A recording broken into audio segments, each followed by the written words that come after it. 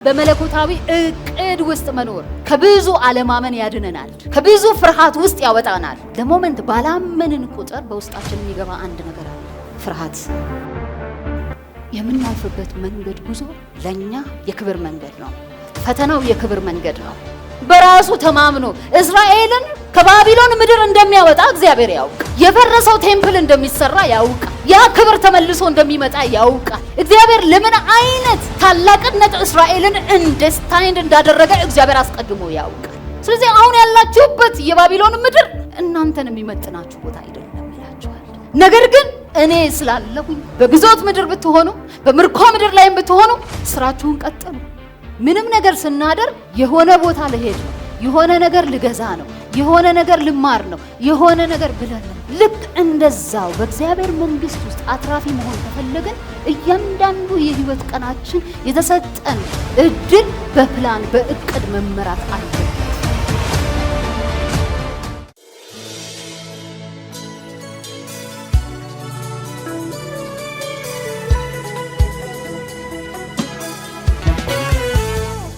ዛሬ የማካፍላችሁ የእግዚአብሔር ቃል በመለኮታዊ እቅድ ውስጥ መኖር።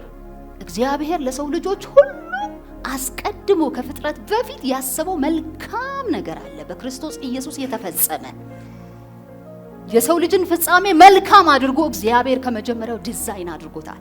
እኛ ደግሞ በክርስቶስ ኢየሱስ አምነን ዳግም ስንወለድ የእግዚአብሔር ልጆች ሆነን በእግዚአብሔር መንግስቱ ስንመላለስ የዚህ ዲቫይን እቅድ የዚህ ዲቫይን ዓላማ ዋና ካውንተርፓርት ዋና ተካፋዮች ሆነናል። ክብር ለእግዚአብሔር ይሁን። ስለዚህ የተካፈልነው ይህንን መለኮታዊ ህይወት ነው። የተካፈልነው በዚህ የመለኮታዊ እቅድ ውስጥ እንድንመላለስ ነው። ክብር ለእግዚአብሔር ይሁን። ያም መልካም ነው። ማካፈላችሁ የእግዚአብሔር ቃል ያለው በኤርሚያስ ትንቢተ ኤርሚያስ 29:11 ነው። እንዲሁም ከዚህ አልፍ ምሳሌ 16:1ን መዝሙር 37:5ን እናያለን። በቅድሚያ እስቲ ኤርሚያስ 29 ላይ ያለውን ቃል እንመልከት። ትንቢተ ኤርሚያስ ምዕራፍ 29 ላይ ያለው ቃል በእርግጥ በ11 ቁጥር 11 ላይ ያለውን ቃል እንፈልገው፣ ግን ሐሳቡ የተያያዘ ነው። በጣም አልፌ ለማንበብ ሞክራለሁ በስብከቴ ላይ። 11 ላይ ትንቢተ ኤርሚያስ ምዕራፍ 29 ቁጥር 11 እንደዚህ ይላል፣ ለእናንተ የማስባትን ሐሳብ እኔ አውቃለሁ፣ ፍጻሜና ተስፋ ሰጣችሁ ዘንድ የሰላም ሐሳብ ነው እንጂ የክፉ ነገር አይደለም ይላል። ሃሌሉያ! ለእናንተ የማስባትን ሐሳብ እኔ አውቃለሁ፣ ፍጻሜና ተስፋ እሰጣችሁ ዘንድ የሰላም ሐሳብ ነው እንጂ የክፉ ነገር አይደለም። እግዚአብሔር ይህንን ለእስራኤል ነው የሚናገረው። ምርኮ ተደርጎ ወደ ባቢሎን ለሄደው ለእስራኤል ሕዝብ እግዚአብሔር ነብዩ ኤርሚያስ በኩል ይሄንን መልእክት ያመጣል። ይሄ በምርኮ ውስጥ ያለ ሕዝብ፣ በታላቅ ስደት ውስጥና መከራ ውስጥ ያለ ሕዝብ ምናልባት በተለያየ እውነትም ውሸትም በሚመስሉ ነገሮች ተከቦ ያለ ሕዝብ ሊሆን ይችላል። ብዙ ምናልባት ተስፋ የሚመስሉ ግን ተስፋ ያልሆኑ ነገሮችን በተለያዩ ነቢያትን በኩል ሰምቶ ሊሆን ይችላል። አንድ ግን ድምጽ መጥቷል። በነብዩ ኤርሚያስ በኩል አንድ ድምጽ መጣ፣ የሚያጽናና ድምጽ። እኔ ግን ለእናንተ የማስባትን ሐሳብ አውቃለሁ አላቸው። ተረጋጉ። የስ ባቢሎን ያላችሁት አውቃለሁ፣ ምርኮ ላይ ናችሁ ያላችሁት አውቃለሁ። ከለመዳችሁበት ስፍራ ወጥታችኋል። የኔን ፕሬዘንስ የኔን ሽታ ከለመዳችሁበት ስፍራ ከዛ ተነጥላችኋል፣ ወጥታችኋል። የሆነ ባዕድ ቦታ ላይ ነው ያላችሁት። ነገር ግን እኔ ሉዓላዊ አምላክ ስለሆንኩኝ ዓላማዬና ሐሳቤን በእናንተ ላይ ስለማልቀየር እናንተ እኔ የማስባትን ሐሳብ አውቃለሁ፣ ፍጻሜና ተስፋ እሰጣችሁ ዘንድ ለመልካም ነው እንጂ ለክፉ አይደለም። በቃ ይሄ ቃል በእውነት ሊያዘልለን ይገባል። ዛሬ በምንም አይነት ሁኔታ ውስጥ ያላችሁ ሰዎች ብትሆኑ፣ በከባድ ሲዝን ውስጥ እያለፋችሁ ያላችሁ ሰዎች ብትሆኑ፣ ስራ በማጣት ውስጥ፣ በተስፋ መቁረጥ ውስጥ፣ በህመም ውስጥ፣ በድካም ውስጥ፣ በተለዩ ልዩ ፈተና እያለፋችሁ ያላችሁ ሰዎች ብትኖሩ በዚህ ቃል ዛሬ ተጽናኑ።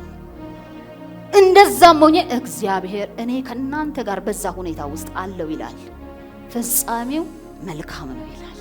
የምታልፉበት ሲዝን ነው እንጂ ዘላለም አይደለም፣ ኢተርኒቲ አይደለም። የሆነ ወቅት ጠብቆ የመጣ ነገር ነው ይላል። ወቅቱ ሲያልፍ ሌላ አዲስ ሲዝን ይመጣል ይላል እግዚአብሔር። ስለዚህ ወገኖቼ ዛሬ በምንም ሁኔታ ውስጥ የምታልፉ ሰዎች ልክ እንደ እስራኤላውያን በባቢሎን የ70 ዓመት ምርኮ ላይ እያሉ ግራ በተጋቡበት ሲዝን ይሄ ድምጽ ሲመጣላቸው ይመስለኛል ከላያቸው ላይ ያለው ድካም ተነስቷል። ልክ እንደዛ ከ70 ዓመት ምርኮ በኋላ እንደሚጎበኛቸው እግዚአብሔር ቃል ይገባላቸው።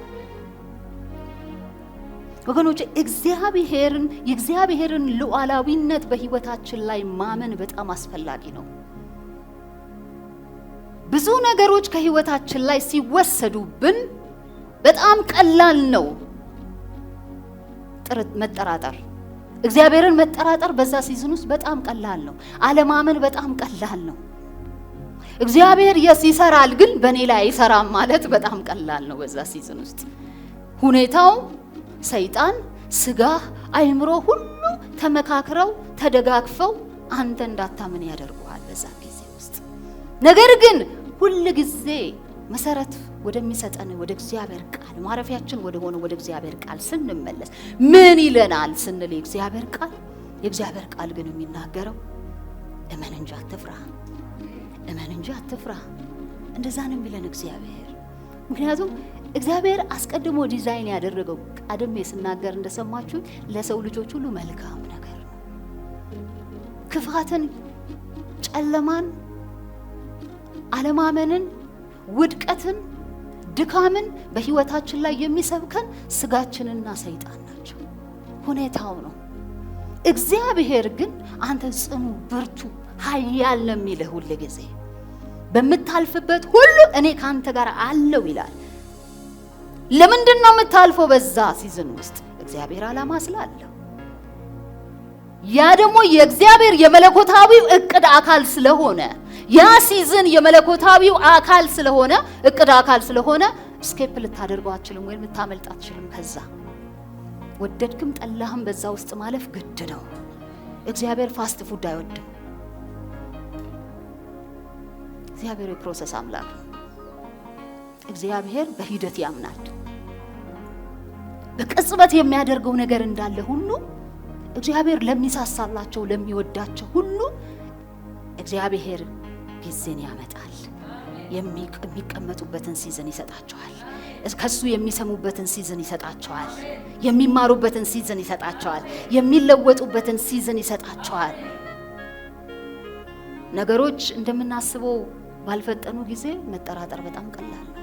ነገር ግን በዚህ ሁኔታ ውስጥ ሁሉ የእግዚአብሔርን ሉዓላዊነት ማመን በጣም ወሳኝ ነው። ከብዙ አለማመን ያድነናል። ከብዙ ፍርሃት ውስጥ ያወጣናል። ምክንያቱም ለሞመንት ባላመንን ቁጥር በውስጣችን የሚገባ አንድ ነገር አለ፣ ፍርሃትና አለማመን ወንድማማቾች ናቸው ወይም እህትማማቾች ናቸው። አብረው ነው የሚሰሩት። በቃ ሲጓዙ አብረው ነው የሚጓዙት። ልክ አለማመን በውስጥ ሲመጣ ፍርሃት አብሮ ይገባል። ውስጡ ይዘበዘባል። በቃ ውስጥ ገብቶ በቃ ቀንና ሌሊት አንተን ሐሳብ መቆጣጠር ይጀምራል። በፍርሃት ውስጥ የተያዘች ነፍስ እግዚአብሔርን ሐሳብ ፈጽሞ መፈጸም አትችልም። ለዛ ነው ብዙ ጊዜ የምናገረው ፍርሃት የሰይጣን ቀንበር ነው። ፍርሃት ስፒሪት ነው፣ ልንዋጋው ይገባል። በምን? የእምነትን ጋሻ በማንሳት። የእግዚአብሔር ቃል የፍርሃት መንፈስ አልተሰጠንም ይለናል። የፍቅር የኃይል ራስን የመግዛት መንፈስ ግን ተሰጥቶናል ይላል። ስለዚህ ወገኖቼ ሁሉ ጊዜ በመናልፈባቸው ሲዝን ውስጥ የእግዚአብሔርን ሉዓላዊነት በአንደኛ ደረጃ ማሰብ በጣም ወሳኝ ነገር ነው። ዮሴፍ በዘመኑ ሁሉ እግዚአብሔርን አልረሳም። በጉድጓድ ውስጥ ተጣለ፣ በእስር ቤት ተጣለ፣ እግዚአብሔር እንዳለ ከእርሱ ጋር ያምን ነበረ። ስለዚህ እግዚአብሔር ዘመንን ጠብቆ ዮሴፍን ለታላቅ ክብር አስነሳው። ብዙዎች ታላላቅ የእግዚአብሔር ሰዎች የሚያልፉበትን ፈተና እኛ እናውቅ፣ በምን ውስጥ እንደሚያልፉ አናውቅ። እግዚአብሔር ግን ሁሉን ለክብር ዴስታይንድ አድርጓል። you are predestined፣ ለክብር አስቀድመህ ተወስነሃል። አይደለም? የጠራቸውን ይላል አጸደቃቸው፣ ያጸደቃቸው አከበራቸው። በቃ ለዛ ክብር ደስታዬ እንደሆነሃል። ለዛ ክብር ነው የተጠራ ነው።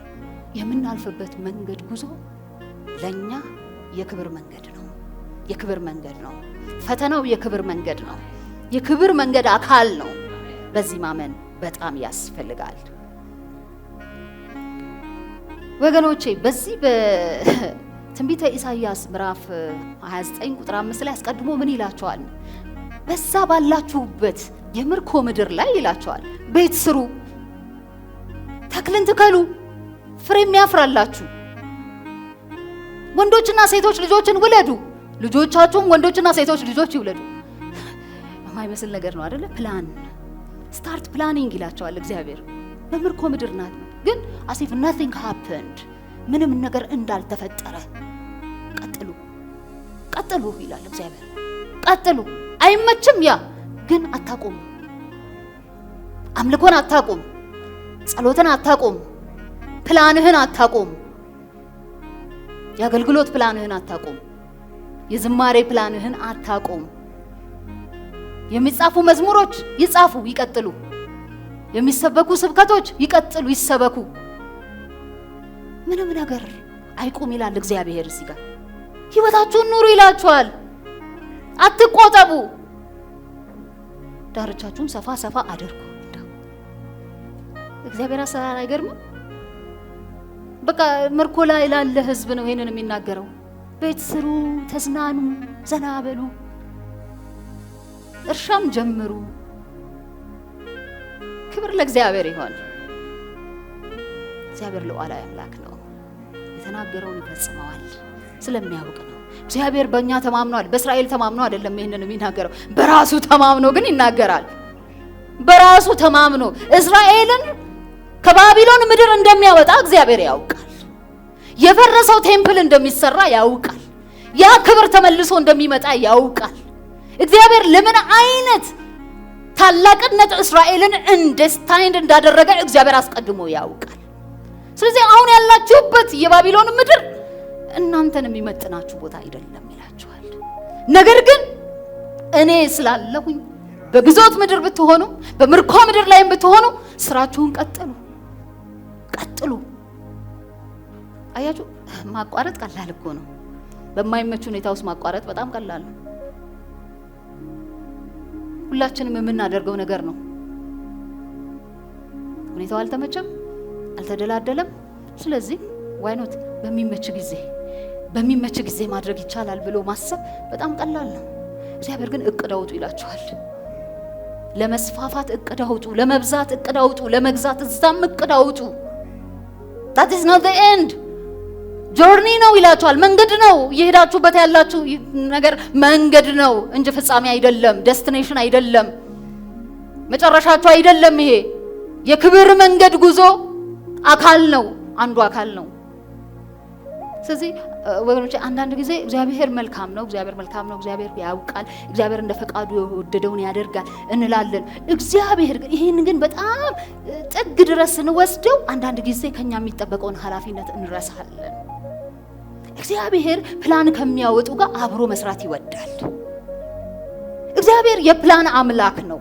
እንደው ዝም ብሎ አይደለም፣ ራንደም ላይ አይደለም ምድርን ሰማይና ምድርን እግዚአብሔር የፈጠረው። በእቅድ ነው የተፈጠረው። በእቅድ ባይፈጠር ራንደም ላይ ቢፈጠር ኖሮ እንደዚህ ምድር ለሰው ልጆች ምቹ ሆና አየሩ ባልተዛባ ሁኔታ ቀንና ሌሊት እየተፈራረቁ ሲዝናት እየተፈራረቁ የሰው ልጅ በምድር ላይ ኤግዚስት አያደርግም ነበር ለሚሊየንስ ይርስ ታውዘንድስ ኦፍ ይርስ።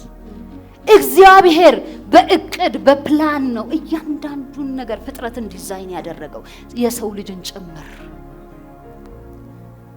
ዘፍጥረት ላይ መታችሁ ሄዳችሁ ስታዩ እግዚአብሔር እያንዳንዱን ነገር እንደዚህ እንፍጠር አለ ይላል። መጀመሪያ እግዚአብሔር አሰበ፣ እግዚአብሔር ፕላን አደረገ፣ እግዚአብሔርም ፈጠረ፣ ከዛ መልካም እንደሆነ አየ ይላል። ከዛ እግዚአብሔር አሰበ፣ ይሄንን ፈጠረ፣ ከዛ መልካም እንደሆነ አየ።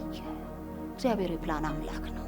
ራንደም የሆነ ህይወት በኢየሱስም ከኛ ላይ ይነቀል። ዝም ብሎ በቃ ድንገት እናደርግ የሚባል ነገር የለም በእግዚአብሔር መንግስት ውስጥ። ድንገት የሚሆን ነገር የለም። ዝም ብሎ አጋጣሚ የለም ይመስላል አጋጣሚ እንጂ በእግዚአብሔር ዲቫይን እቅድ ውስጥ ወይ መለኮታዊ እቅድ ውስጥ ኦርኬስትሬትድ ሆኖ የሚመጣ ተቀናብሮና ተቀናጅቶ የሚገለጥ ነው።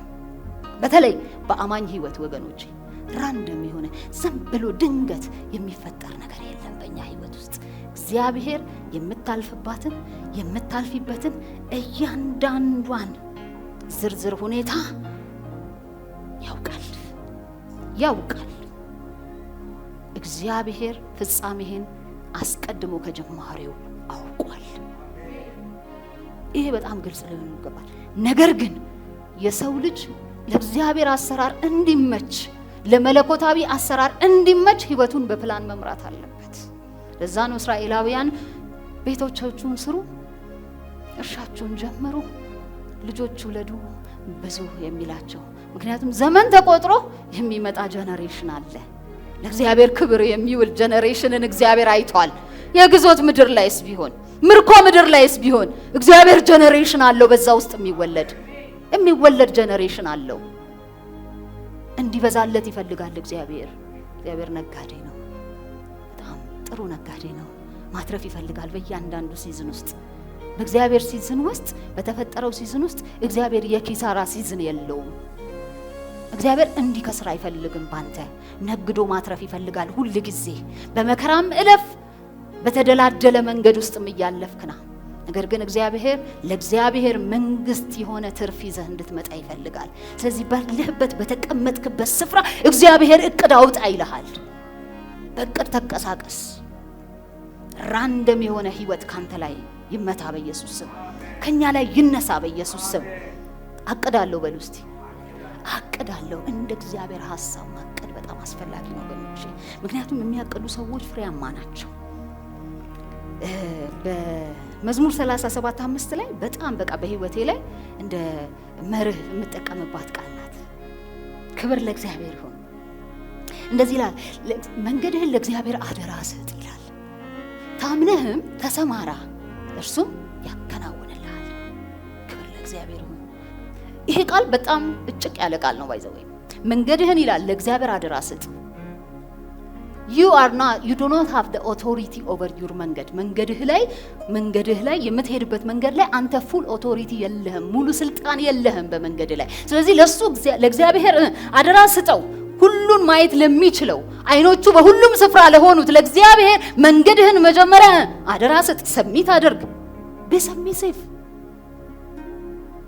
ነገር ግን ይላል ሁለተኛ ላይ ታምነ ተሰማራ። ሳይሰማሩ ሃርቨስት የለም። ሳትሰማራ የምትሰበስበው ፍሬ የለም። እግዚአብሔር ከሚሰማሩት ጋር በእምነት ከሚሰማሩት ጋር ሊያተርፍ ይወጣል። ይሄ መሰማራት የፕላንህ አካል መሆን አለበት። ጠዋት ስትነሳ የቀን ህይወትህን አቅደ መውጣት አለብህ። ዝም ብለህ ልሄድ ነው ብለህ አትወጣም። መቼም ልሄድ ነው ብሎ ዝም ብሎ መንገድ የሚሄድ ሰው አለ? አይምሮ ችግር ከሌለ በስ የሆነ ዴስቲኔሽን አለን አይደለ? የሆነ ዴስቲኔሽንን ወይም የምናርፍበትን ቦታ አስበን ነው መንገድ የምንጀምረው። ምንም ነገር ስናደርግ የሆነ ቦታ ልሄድ ነው፣ የሆነ ነገር ልገዛ ነው፣ የሆነ ነገር ልማር ነው፣ የሆነ ነገር ብለን ነው የምንወጣው። ልክ እንደዛው በእግዚአብሔር መንግስት ውስጥ አትራፊ መሆን ከፈለግን እያንዳንዱ የህይወት ቀናችን የተሰጠን እድል በፕላን በእቅድ መመራት አለበት። እቅድህን እግዚአብሔር ፕሮስፐር ያደርገዋል። አንተ ስታቅድ እግዚአብሔር በዛ ላይ በክብር ይገለጥበታል፣ በአመራር ይገለጥበታል፣ ጋይዳንስ በመስጠት። የጻድቁ ሰው መንገድ በእግዚአብሔር የተወሰነ ነው ይላል። ስለዚህ አንተ አቅደሃል፣ እግዚአብሔር ግን መንገድህን ያቀናዋል። ራይት ሰዎችን እንድታገኝ፣ ከሮንግ ሰዎች ጋር ጊዜ እንዳታሳልፍ።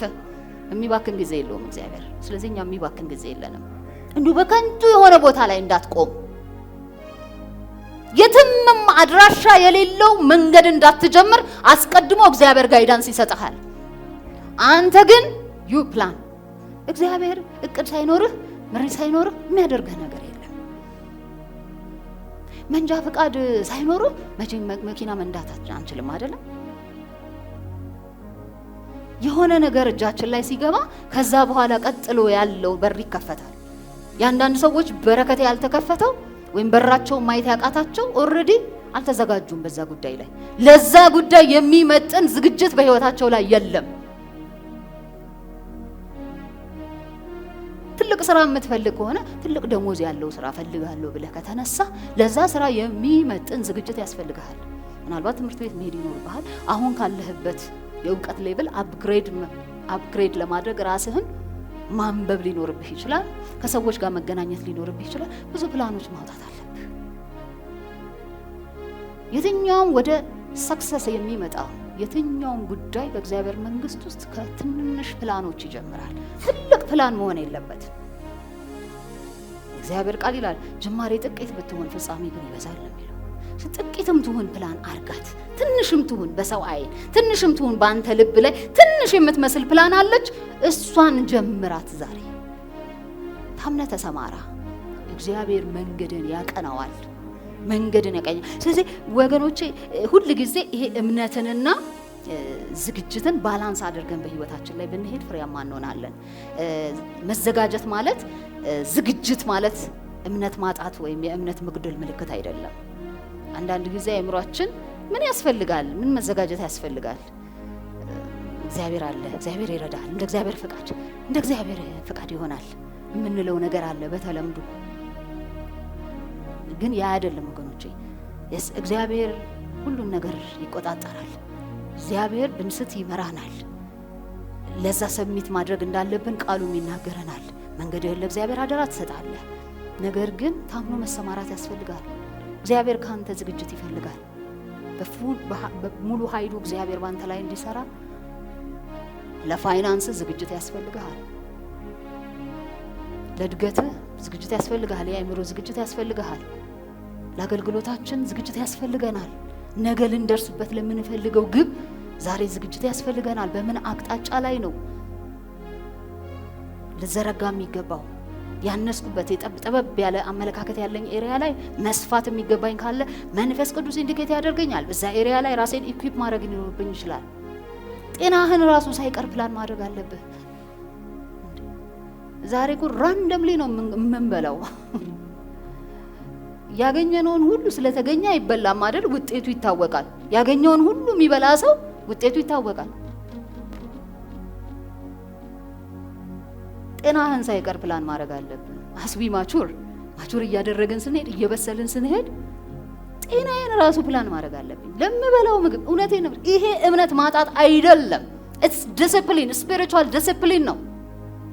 እግዚአብሔር ይከብራል በዚህ ውስጥ። ጻድቅ ግን መንገዱን በቀን ፕላን ያደርጋል።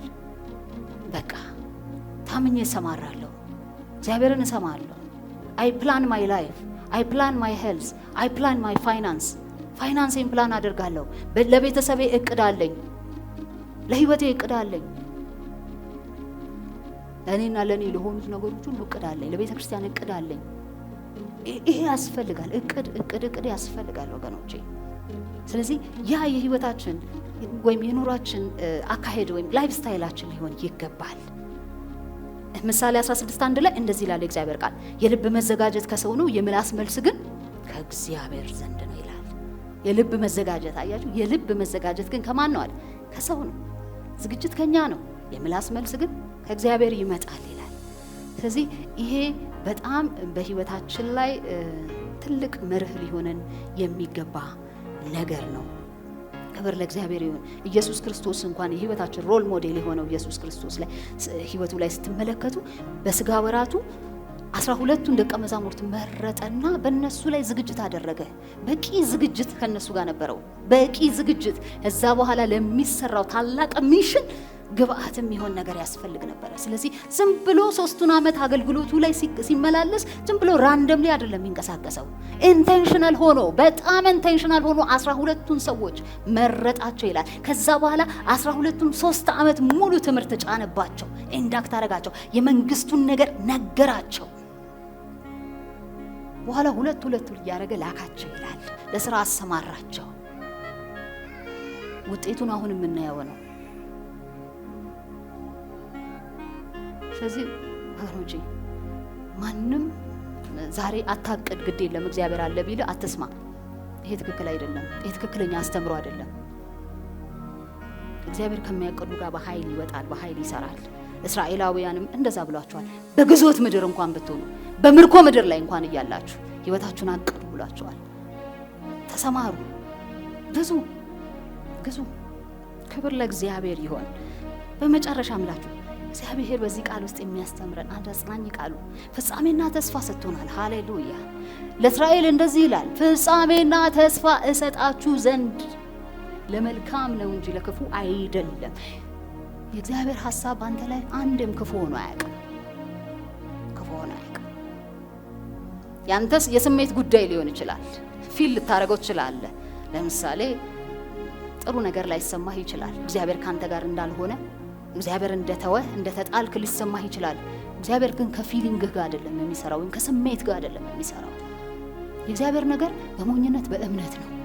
በእምነት እግዚአብሔር አለ። የሚታይ የማይታይ ነገር ቢኖርም እግዚአብሔር ግን አለ፣ በስራ ላይ ነው። አሁንም አልፍበት ጆርኒ፣ አሁንም የሄድበት መንገድ ጊዜያዊ ነው። ዘላለም የሚሆን መከራ በሰው ላይ የለም። ለዘላለም አትፈተንም። የፈተናው አይነት ይቀየራል የሆነ ጊዜ፣ ግን ዘላለም መከራ አይሆንም። አምና የምትልበት ሲዘን ይመጣል። ባለፈው ወር ላይ የምትልበት ሲዘን ይመጣል። የዛሬ 6 ወር ነበር አሁን ግን ሌላ ሆኗል የምትልበት ሲዘን መጥቷል። አያችሁ፣ እግዚአብሔር ለሰው ልጆች ከሰጠው ምናልባት የሰው ልጅ ምንም ኮንትሮል የሌለው ምንም አቅም የሌለው ነገር ቢኖር ጊዜና ለውጥን ምንም ልታረጓቸው አትችሉም። ወደዳችሁም ጠራችሁም ጊዜ ይለዋወጣል። ቀንና ሌሊት አልፈልግም ብትል ይነጋል። አልፈልግም እምቢ አይንጋ ብትል አይሆንም፣ ይነጋል። ጊዜውን ጠብቆ ይነጋል። ክረምትና በጋ አለማቋረጥ ይፈራረቃሉ። አንተ ስለፈለክ አታስቆመውም። በጋው ይመጣል፣ ፀሐይ የሚወጣበት ሲዝን ይመጣል። አንተ ብትወድም ባትወድም። ለውጥም እንደዛ ነው። አንዱ በህይወታችን ኮንትሮል የሌለን ወይም ልንቆጣጠረው የማንችል ነው ነገር በምድር ላይ ቢኖር ለውጥ ነው። ለውጥ ሁሌ ይኖራል ከኛ ጋር። you cannot control ለውጥና ጊዜን መቆጣጠር አንችልም፣ ግን ማኔጅ ማድረግ እንችላለን፣ ማስተዳደር እንችላለን። አንዱ የማስተዳደሪያው መንገድ ምን ይባላል? እቅድ። ስታቅድ ለውጡ አንተን አይበላህም፣ በለውጡ ላይ ተሰለጥናለህ። ቼንጅ ይምጣ፣ ለውጥ ይምጣ ወገኖቼ፣ ደስ ይላል። ለውጥ ይምጣ። እኔ ለውጥ እወዳለሁ። ስለዚህ ጊዜን ባንቆጣጠረውን ግን ጊዜን ግን ማኔጅ ማድረግ እንችላለን። በቀንህ ውስጥ ልትሰራው የምትችለው ነገር አንተ መቆጣጠር ትችላለህ። በአመትህ ላይ ልታከናውን የሚገባህን ጉዳዮች አንተ ራስህ በእቅድ መንገድ በእቅድ መልክ ዘርዝረህ አውጥተህ ልትተገብራቸው ትችላለህ። that's management። አዳምና ሔዋንን እኮ ዘፍጥረት 1:26 ላይ እግዚአብሔር ይህንን ያገዛዝ ስልጣን እኮ ነው የሰጣቸው። እንዲገዙ እኮ ነው ስልጣን የሰጣቸው። እንዲሰለጥኑ ነው። በፍጥረት ስርዓት ላይ እንዲሰለጥኑ ነው እግዚአብሔር ለፍጥረት ለአዳምና ሔዋን መጀመሪያ የሰጣቸው አሳይመንት። ስለዚህ ለገዢነት ለማስተዳደር ተፈጥረናል። ለማስተዳደር በፍጥረቱ ላይ እንድታስተዳደር፣ ሰው ላይ አይደለም። አሁን ሰውን መግዛት አይደለም። ግዙ ሲባል ሰው መግዛት ይመስለዋል አንዳንድ ሰው። ሰው አይገዛም። this is wrong። ሰው መግዛት አልችልም። ሰው በቃ ራሱን የቻለ ፍጡር ነው። በራሱ መወሰን የሚችል ፍጡር ነው። የሚገዛው አንድ ኃይል አለ ከላይ፣ እግዚአብሔር ነው። ግን በፍጥረት ላይ በተፈጥሮ ላይ የመግዛትን ብቃት እግዚአብሔር ይሄን ችሎታ ይሄን ብቃት ከራሱ ሳይቀር አካፍሏል። ብቃቱን አካፍሎናል እግዚአብሔር። ዘፍጥረት ላይ አካፍሎናል። የመግዛትና የማስተዳደር ብቃት ደግሞ አንዱ ፕላኒንግ ነው። ከፕላኒንግ ይጀምራል። ህይወታችን በፕላን ካልተመራ ለውድቀት የፈጠነን ነው የምንሆነው። ስለዚህ ጻድቅ ግን ታምኖ ይሰማራል፣ እግዚአብሔርም ያከናውንለታል።